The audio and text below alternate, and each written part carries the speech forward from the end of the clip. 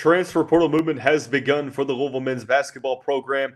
On Friday, 3 players entered the portal: Fabio Basili, Kamari Lands, and Devin Ree. We'll talk about that and more on today's episode of the Locked On Louisville podcast. Stay tuned. You are Locked On Louisville, your daily podcast on the Louisville Cardinals. Part of the Locked On Podcast Network, your team every day. Hey, what's going on, everyone? Welcome into another episode of the Locked On Louisville podcast. I'm your host, Dalton. For those who don't know who I am, I serve as a credential media member for Cardinal Sports Zone. Also do some PA announcing work for the university in various sports. Want to take this time, as always, to thank you all for making us your first listen of the day. Just a reminder that the Locked On Louisville podcast is free on all streaming services, 5 days a week, your team every day. As mentioned on Friday, 3 players from the Louisville men's basketball program entered the transfer portal: Kamari Lands, Devin Ree, and Fabio Basili. We'll talk about that, how expected it was for those departures, and more. We'll also conclude the show by discussing Dan McDonnell, the Louisville baseball head coach, getting win number 700 in his career as the Cardinals took down Dayton on Friday. So the first 2 segments will be dedicated to men's basketball. We'll talk about the phenomenon of the trend entering the portal, and then we'll break it down a little bit more in the second segment and talk about what losing each player will mean for this team. So beginning with the trend as a whole, after the ACC tournament loss to Boston College, Louisville head coach Kenny Payne said in his postgame press conference that essentially he was going to take the next couple of days to assess where things were at, have conversations that were going to be tough to hear for some members of the team, but paraphrasing, obviously, he essentially had to do what's best for the program, which a lot of people, it doesn't take much to understand that means that there's going to be a solid amount of players that are not back on next year's team. Now, 3 of those players entered the portal on Friday: Devin Ree, Kamari Lands, and Fabio Basili. All of the 2022 recruiting class is now in the portal, which is maybe not Kamari Lands, but Devin Ree and Fabio Basili were expected, in my opinion, to go to the transfer portal. What I will say is that obviously it's probably not the end. There are going to be more players that enter the portal. What I will say as well is that I am pretty surprised at the reaction on Friday. It's because all season long, the bottom line was that Kenny Payne was going to have to turn this roster over and overhaul, the scholarships on the roster to get to a point to where you are competing for the NCAA tournament next season. Everyone was pretty much on the same page as that, okay, there's going to be a lot of roster turnover. What I wasn't expecting to see on Friday when all these players entered the portal were a decent amount of people on social media essentially complaining and bashing KP for the recruiting class of 2022 entering the portal. I will say this. To play the devil's advocate, I understand that it is not a good look for your whole 2022 recruiting class to enter the portal. 2 of those 3 recruits were Kenny Payne recruits, Devin Ree and Fabio Basili. Kamari Lands was a Chris Mack recruit that ended up reconfirming his commitment. But it's still not a good look. It's one of those things, it doesn't look good for the program. But at the same time, it was necessary. Now, we're going to talk about the second segment. I understand some of the the fans being upset that Kamari Lands is leaving. I understand that. We'll talk about that here in the second segment. But as much as I understand that, the 2022 class wasn't necessarily or didn't pan out the way that fans were hoping for, at least in year 1. Well, I guess we'll never know. But I will say, a guy that took over in April, I think it was April when he officially got the job. No, it was March. It was March when he got the job. At that point, a lot of the players are signed, so it's, you can say that it looks bad, but at the end of the day, he only had a couple months before, the summer classes even started. So, but regardless, it's not ideal, but it was extremely necessary.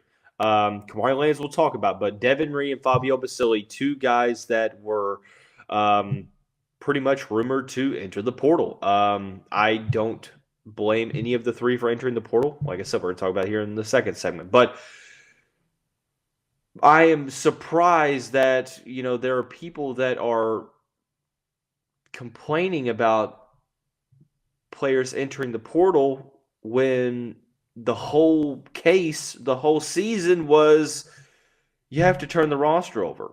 To be able to build the roster up through the portal, the first thing, the prerequisite is you have to have open scholarships to be able to address the portal needs. Coming into Friday, Louisville had more guaranteed spots for next year's team than they had open scholarships. They didn't have one open scholarship. In fact, there were 14 players accounted for scholarships. And with the 3 entering the portal, you're now down to 11. So you have 2 open spots now, but you didn't have spots coming into the day on Friday. Granted, we're going to see more players enter the portal for Louisville. It's almost a guarantee. It's just a matter of when and not if for most people. But to have that roster turnover and to be able to turn the roster over, you have to have players enter the portal. You had 14 players, and now you have 11.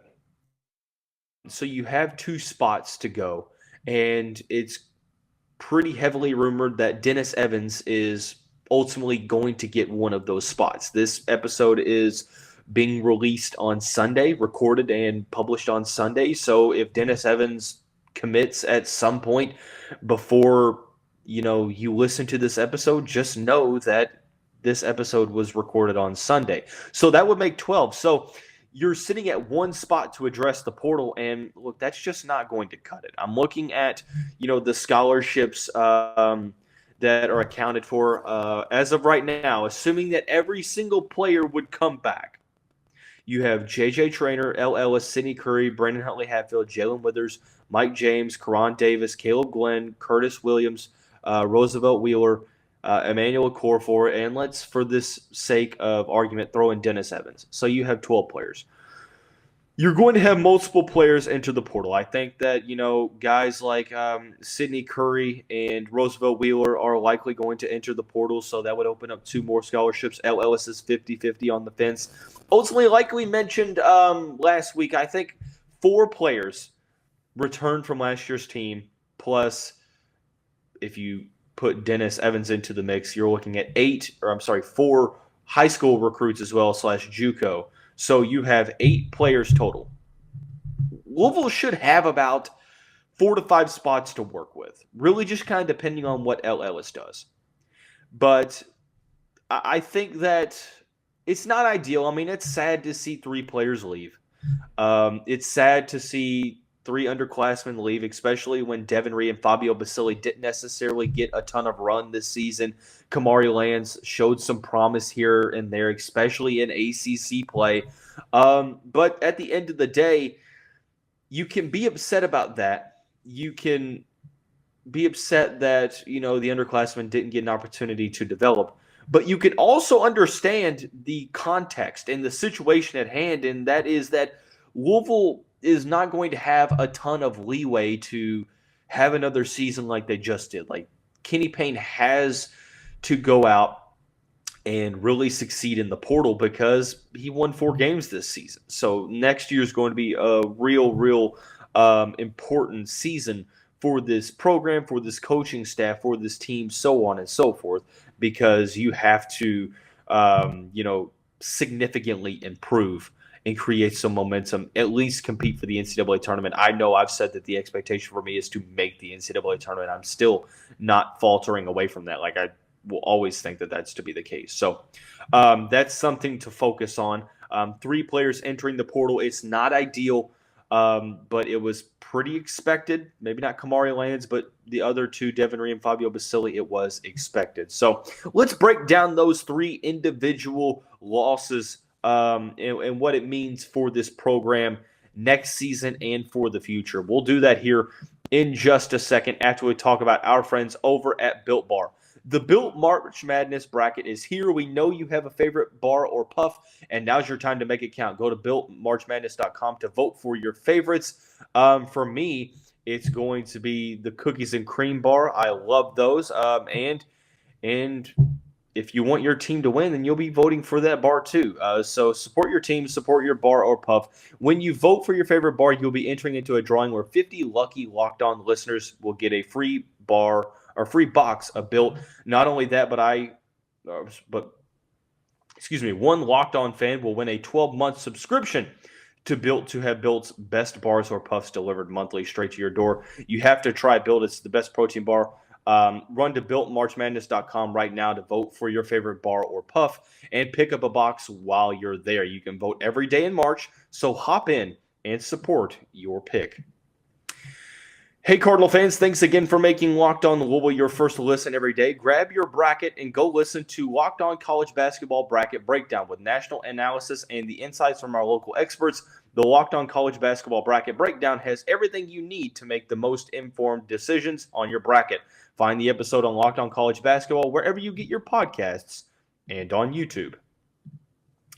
All right, heading into a little bit more of an analytical breakdown of the three individual losses of Devin Ree, Fabio Basili, and Kamari Lands to the transfer portal for the Louisville Cardinals.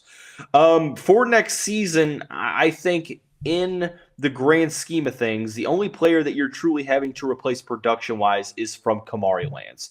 Kamari Lands was the only player of the three that really played a significant role. He was, he was 1, 2, 3, 4, 5. He was sixth on the team, averaging just about 6 points per game, 2 rebounds per game, just under an assist, just under a steal, and just under a block. Fabio Basili only played about 8 minutes of contest, 1.6 points per game. Devin Ree, even less than that, 4 minutes per game. He appeared in 16 contests, averaged just under a point. So, like I said, it really shouldn't surprise anyone. Kamari Lands transferring out, I understand why some are upset. Showed promise at multiple points this season, especially in ACC play. Kind of struggled out of the gate, but the 6'8 freshman from Indianapolis is a player that played his best ball in the 2023 calendar year. You go to the game log, you look at how he played. Sure, he had a couple of digit performances in Maui, but kind of struggled in the non-conference slate until he got to the conference slate. Georgia Tech in February had 11 points, 15 against Florida State, 13 against Miami, 15 against Georgia Tech again. So Kamari Lands showed, I think, some promise here and there. Defensively speaking, I think that he struggled pretty decently throughout the course of the season. Ultimately, I understand the concern.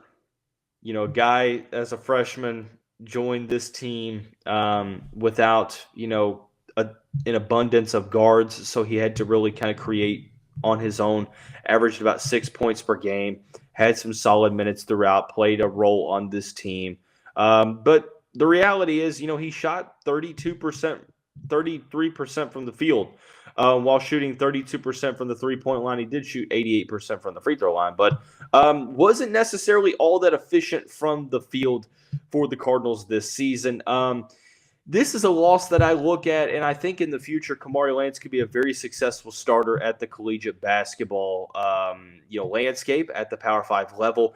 But it doesn't surprise me. I don't blame Kamari Lands for potentially wanting a change of scenery here. A possibility to go elsewhere and to get a little bit of a fresh start. I just think that it makes sense that he were to transfer out. He was one of the four, we mentioned JJ Traynor, Jalen Withers, Mike James, and Kamari Lands. I said last week, if you remember, that I believe that 2 of the 4 are going to transfer out and 2 of the 4 are going to stay. Well, to have 2 players return and 2 players to leave, you have to have 2 players return and 2 players to leave. Kamari Lands was probably one of the more likely ones. I said that if I had to guess, JJ and Mike James were going to be back. And so far that still is correct at the moment. And Kamari Lands is in the portal. So it's a little tough to it's a little tough to be able to deal with if you're a Louisville fan because of a lot of people had high hopes for Kamari, but at the end of the day, that scholarship needs to be used for, or now with Kamari gone, needs to be used for a high level player. Let me go ahead and say this, and this applies to all of the scholarships that Louisville was able to open. Getting the scholarships open is one thing, but you have to make sure you succeed in the portal. There's going to be many options available, but you have to make sure you succeed in the portal in getting upgrades on the roster.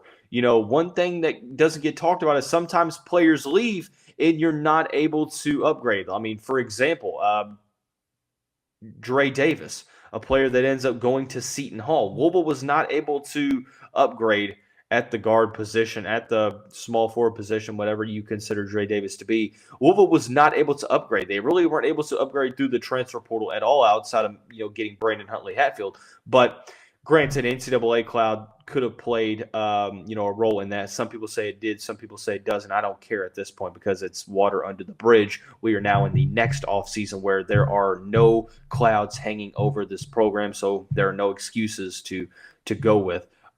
Louisville has to succeed in the portal. Devin Ree, Fabio Basili, two players that, I think when we talked about expectations for this year, I thought the ceiling for me for both of those guys was, role players, guys that were rotational pieces that played in the second unit that could give, 12 to 15 solid minutes off the bench and average about 6 points per game.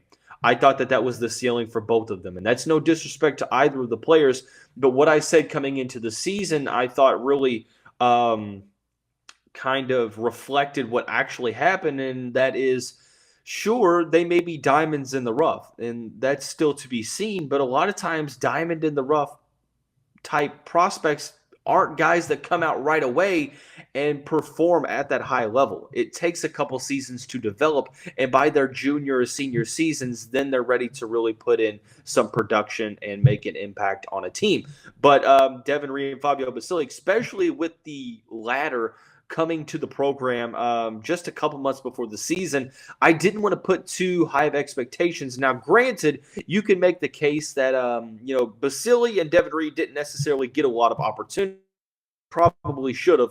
Basili played 17 games, 8.3 minutes per contest. Devin Ree, 16 games played, 4.3 minutes per contest. Both averaged under 2 points per game, respectively. So, you can say that, well, they didn't get the opportunity, and with, the veterans struggling, they should have. Kenny Paynes should have given them an opportunity to go out there and to work through some of the growing pains and just allow them to grow, learn through making mistakes, kind of like how they did with Emmanuel Okorafor when he joined the team midway through the season. But I think that, it could also be a reflection that they weren't ready. And I think that that's one thing that some people will overlook as well. And that's, sure, I understand that if the regular players aren't playing well, you should play Fabio Basili, you should play Devin Ree. Maybe they weren't ready, but I also understand that even if they weren't ready, what better options do you have? I mean, the red shirts were burned when they were playing in games, so they don't get that next year, or they don't get the 2022-23 season as a redshirt opportunity. So you might as well let them try to give you some hope for the future, give them some opportunity. But I don't necessarily think that this means too much for the grand scheme of things for Louisville. If anything, it just puts more emphasis on the 2023 class, having some young underclassmen that can develop and put forth some more production as true freshmen. But it also, like I said, gives Louisville the opportunity to get some more scholarships. They have 2 open right now as we speak. One's probably going to Dennis Evans if he were to commit, and we'll see about the others. But it makes sense that these two enter the portal. I don't blame them. Guys that probably could go elsewhere, probably, low D1 as in mid-majors. Maybe they go to, a less successful program at the Power 5 level. I think that, they could definitely succeed at the mid-major level. So tough losses. We wish them the best of luck. Cardinals forever. We wish them the best of luck. So for the remainder of the show, we're going to talk about the baseball side of things. Dan McDonnell recording win number 700 of his career. We'll talk about that here in just a second after we talk about our friends over at FanDuel. We're over the midway point of the NBA season, and now is the perfect time to download FanDuel, America's #1 sportsbook, because new customers get a no-sweat first bet up to $1,000. That's bonus bets back if your first bet doesn't win. Just download the FanDuel Sportsbook app. It's safe, secure, and super easy to use. Then you can bet on everything from the money line to point scores and threes drained. One thing that I like to do is I like to go to the NBA side of things. I like to see how many times Luka Doncic can get over the player props, over on the player points. Spoiler alert, it's been a lot, points, rebounds, assists. You see how many times he can get over that as well. So you can do that with a bunch of players or your favorite team. There's so many exclusive bets. It even lets you combine bets for a chance for a bigger payout with the same game parlay. Don't miss the chance to get your no-sweat first bet up to $1,000 in bonus bets when you go FanDuel.com/lockedon. That's FanDuel.com/lockedon to learn more. Make every moment more with FanDuel, an official sports betting partner of the NBA. So heading on into the final segment, discussing the baseball team's victory over Dayton on Friday, the 700 career victory for Louisville head coach Dan McDonnell. He is second in U of L Louisville athletics history with 700 wins. He is about 30, give or take, wins away from becoming the all-time winningest coach in Louisville athletics history. Let that sink in. All-time winningest coach. Of all the coaches that have coached here at Louisville, he is right near that mark. Absolutely fantastic achievement. Hats off to Coach Mack. So very grateful for him. The constant, one of the constants of the Louisville athletic department, just continued success for the Louisville baseball team. Death, taxes, Louisville baseball being good every year. So I think that, this baseball team is one of, I don't want to say one of the best teams that McDonald's had, because number one, it's too early to call that. And number two, there's been way, way too many really, really good teams that have made it to Omaha, that have made it to the Super Regionals. So I don't want to go out and say that just yet. But this team is electric. Coming into this series with Dayton, not a lot to gain, but a ton of, stuff to lose with a Dayton team was 3-8 coming into the series. But as much as the starting pitching had been great coming into this series, not so much. Dayton took a 5-0 lead into the third inning. Ryan Hawks looked to be human on the mound after having 3 really, really good outings. Struggled a little bit. Had 5 1/3 innings, 8 hits, 5 earned runs, 2 walks, 3 strikeouts. Not the greatest, outing for him, but it is what it is. However, Louisville's offense absolutely came alive, and you see how electric and absolutely explosive this offense can be. They exploded for 9 fifth-inning runs. Jack Payton opened up the scoring in the 5th with a double down the left field line, scoring Christian Knapczyk. Payton would actually score again in the 5th on a single to center. Let's see. The Cardinals absolutely exploded in the 5th inning. And then scored 2 more runs to go up 11-5 before Dayton scored 2 in the 9th inning. Evan Webster came on in relief for the Cardinals. 3 2/3 innings pitched, gave up 3 hits, 2 runs. None of them were earned, and struck out 3 batters. So overall, Louisville's offense once again extremely solid. 11 hits, 1, 2, 3, 4, 5, 6, 7, 8. players for the Cardinals, all recording hits. Jack Payton, Gavin Killen, and Eddie King Jr., all with multiple hits in this contest for the Cardinals. Payton led the way with 3 RBIs. He was 2 for 3 with 2 walks, so very, very solid for one of the nation's best. Like I said, this episode recorded on Sunday, so we won't have the series finale to talk about, but the Cardinals did win on Saturday 6-2 over the Flyers. 2 pitchers for the Cardinals in this game. It was Greg Ferrone, who pitched 4 2/3, gave up 1 hit, 2 earned runs, 5 walks to 5 strikeouts. Pretty solid performance, but not the greatest, but pretty solid. Will Koger, fantastic.